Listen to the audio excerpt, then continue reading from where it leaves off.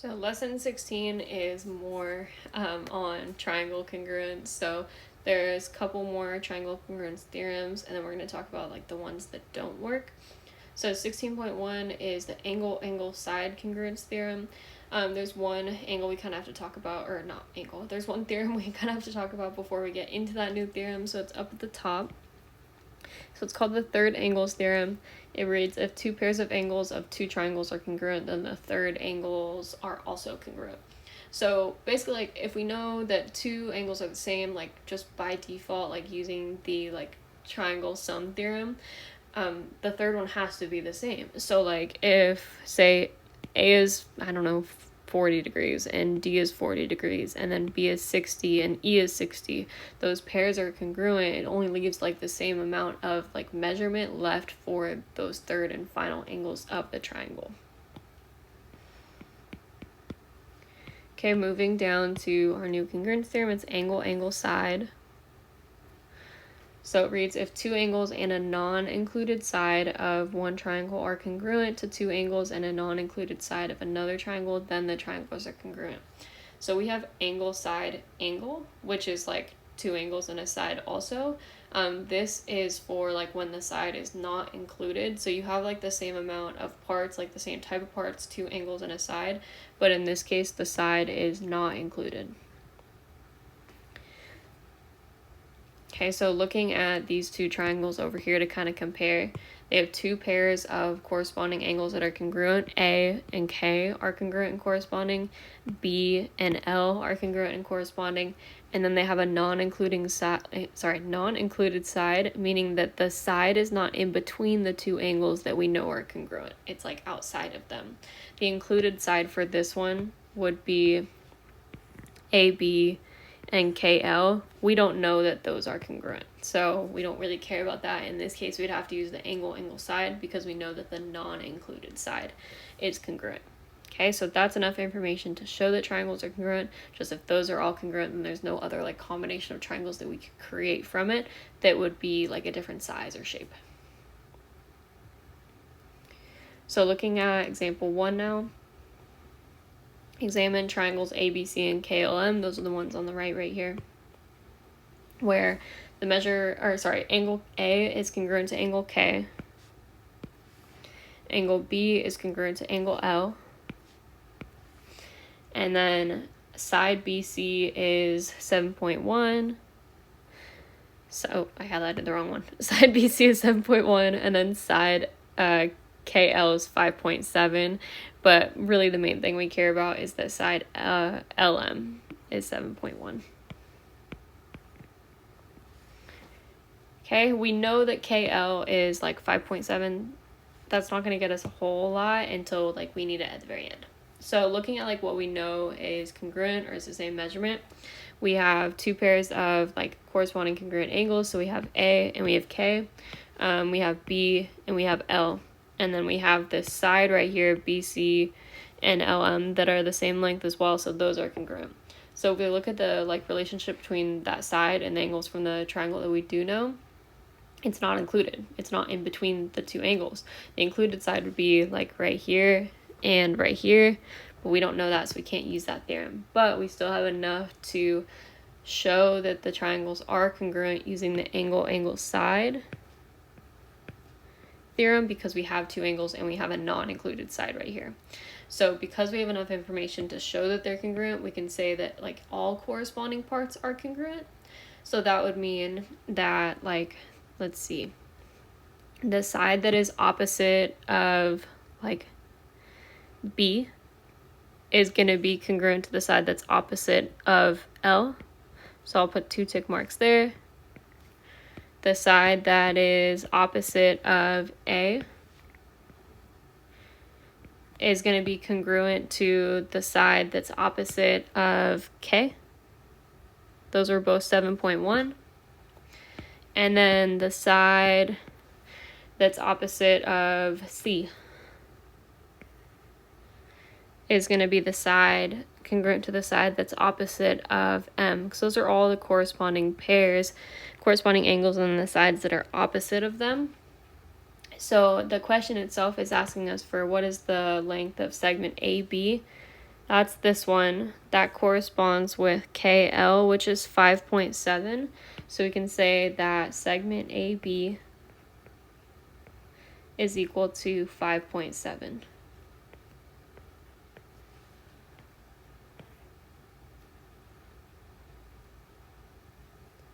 Okay, moving down to 16.2. So this one includes another theorem, but before we get into it, we're going to show like ones that don't work. So far, this is a list of all the ones that like do work that we've learned. So there's the, do work in terms of like proving that triangles are congruent. So we've done side, side, side, side, angle, side, angle, and angle, side. The last two are really similar in terms of like they both have two angle parts or pairs that are congruent. The only difference is one has an included side and one doesn't. So very similar, just like be careful when you're deciding between the two and you're like checking to see if the side is included or not. And then for ones that don't work, there's the angle. That does not work. So it seems like it should based on all the other ones we have, but it doesn't work. These like two triangles down here kind of show why it doesn't work. So these two triangles have three pairs of angles that are the same side. Like there's angle A is 42.1, so is angle D. Angle B is 61.6, so is angle E. And then angle C is 76.3, and so is angle F. But you can see like all their side lengths are different. And that's because like you can scale a triangle up or down. Like as long as you multiply a like constant by the term, like multiply the same number, by the side, multiply the same number by all three sides, the triangle will dilate, it'll grow or shrink in size, but the angles won't change. It'll stay like the same exact shape. So you can even see like for our side lengths, like one of our side lengths starts off at 3.7, or I guess I could say it starts off of 7.4, and then it shrinks to 3.7. That's just 7.4 divided by 2. And then 6.7 divided by 2 is 3.35. 5.1 divided by 2 is 2.55. So really, if we take like all the side lengths of the first triangle and we multiply them by a half, we get all the side lengths of the second triangle, but that keeps the angle measurement the same. So that's why the angle does not work, because you can just continue to like scale a triangle up or down. The angles will stay the same, but the size of the triangle will change, so it's not congruent to the original. Okay, so the other one that does not work is the side angle, which is when you have two sides and a non-included angle, and then a version of that is down below, obviously. So in this case, we have two congruent sides. We have the like AB is 7, and then DE is also 7, and then BC is 4, and EF is also 4. And then you can see that we have an angle that's congruent as well. We have angle A that's 29, and angle D is 29 also. But the third angle is not the same size. So we have like two sides and then an angle that's not included between the two sides, and two very different triangles from that combination. So we have like the two 7 sides, the one are highlighted in yellow, the two like 4 sides that are in blue, and then the non-included angle that's 29 degrees. And we've created two different triangles from those combinations, which is just kind of a counterexample. So why side angle does not work. Side angle side does, but the angle we would have to know that these two angles were the same. Angle B and angle E, which you can see in the graphic, they're very, very different from each other.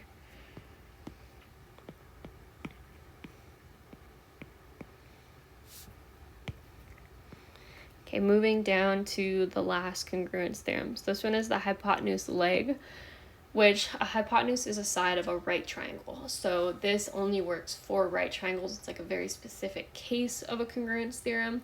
It's basically like the side. Okay, I'm going to go back. So side angle doesn't work for regular triangles. There's a very specific case where it works for only right angles, so keep that in mind.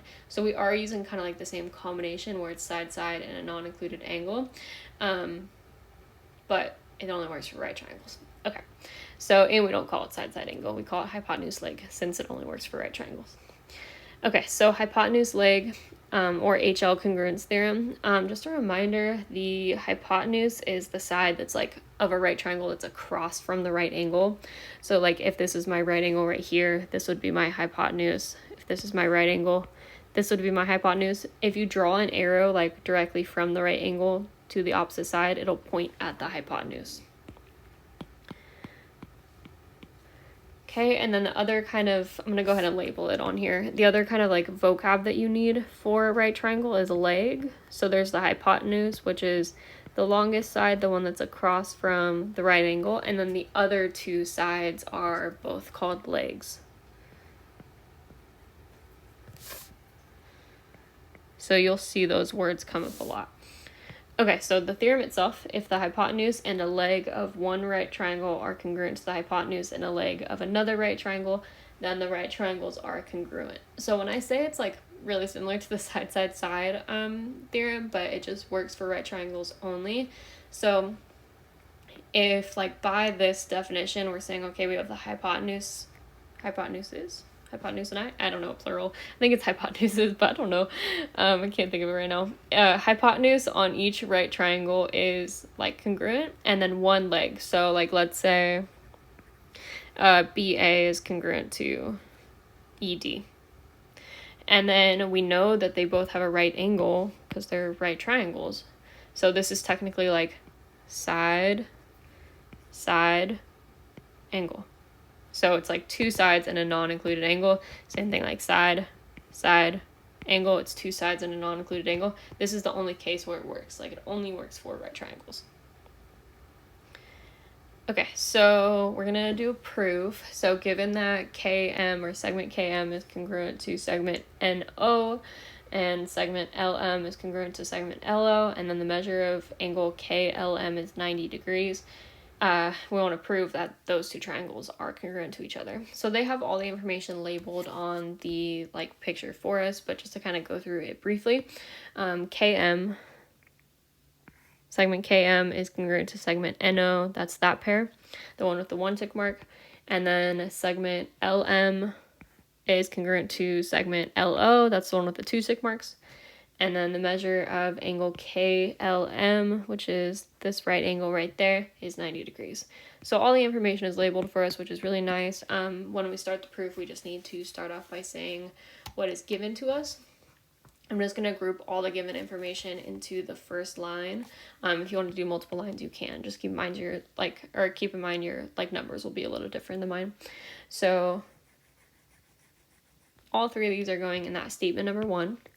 So KM or segment KM is congruent to segment NO. Segment LM is congruent to segment LO, and then the measure of angle KLM is 90 degrees. And then the reason is this was given to us.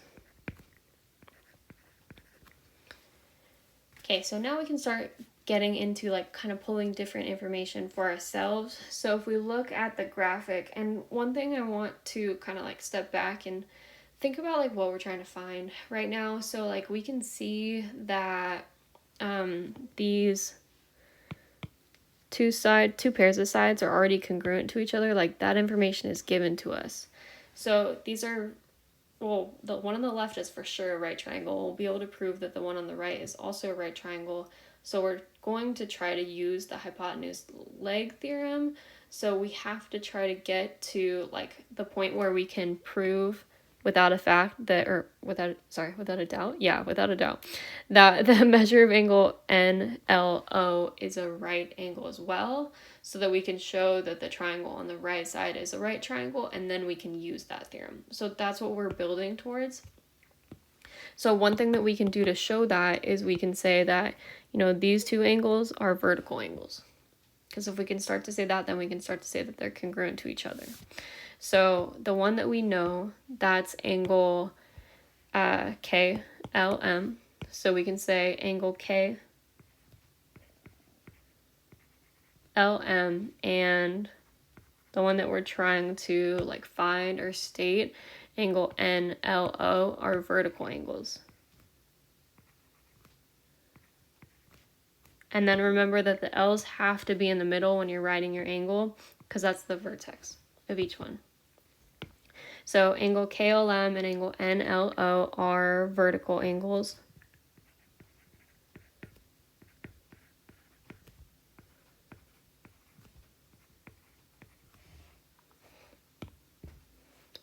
And we know they're vertical angles because that's just what vertical angles are. So like for a reason we would say definition of vertical angles.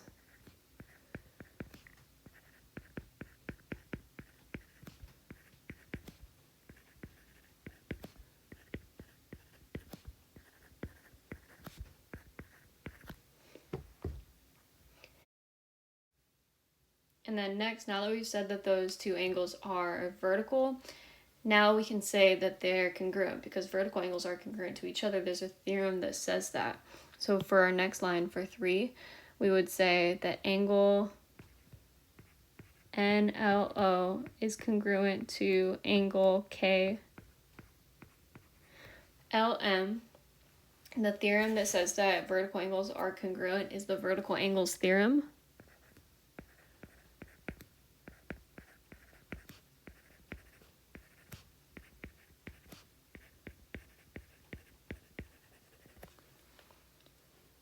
And then once we've said that the two angles are congruent, then we can say their measures are the same, because that's what congruent angles are. They're angles with the same measurement.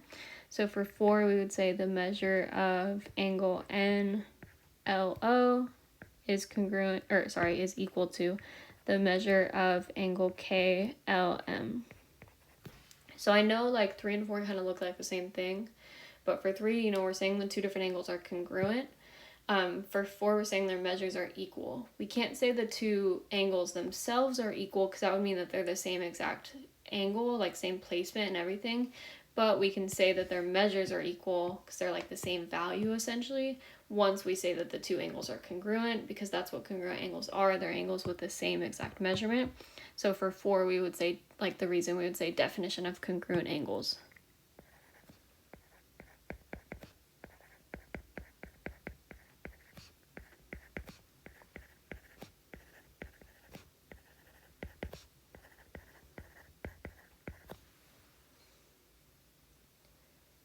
And then now we have like kind of enough information within our proof to start plugging things in, figuring out like how to prove what we're trying to prove. I want to take us another step back for a second.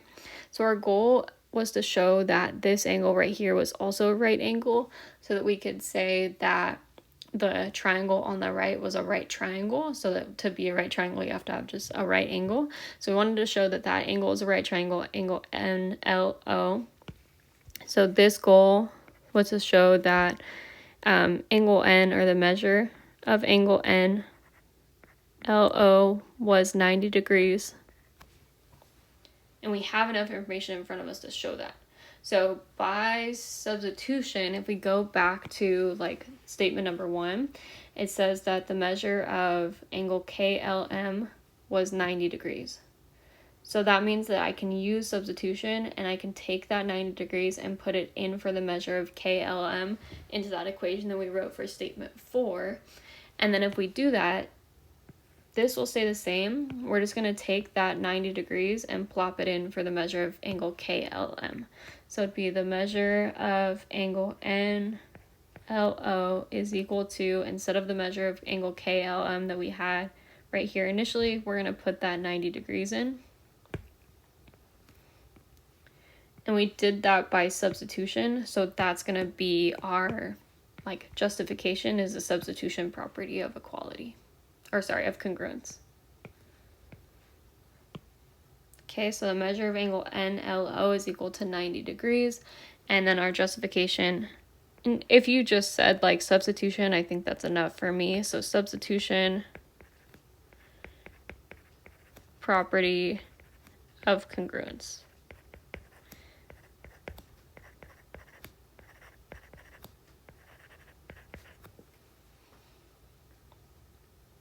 And then now, so we've showed that these two angles are both right angles, so both triangles are both right triangles, And then from the beginning, we knew that they both had like a hypotenuse and a leg that were congruent.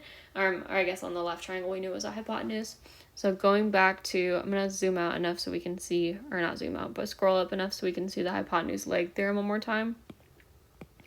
So the hypotenuse leg theorem, if a hypotenuse and a leg of one right triangle are congruent to the hypotenuse and a leg of another right triangle, then the right triangles are congruent.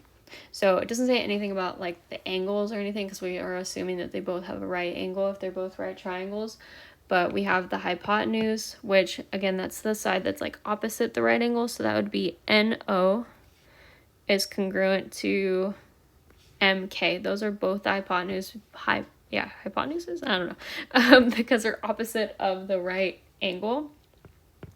And then they both have a leg that are congruent as well. That's like one of the sides that helps create the right angle.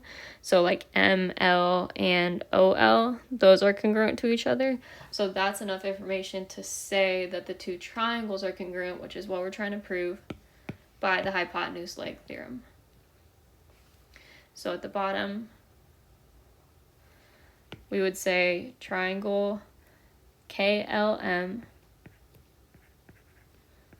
is congruent to triangle NLO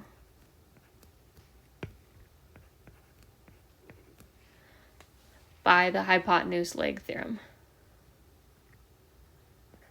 And then we just shorten it to HL, so hypotenuse leg congruence theorem.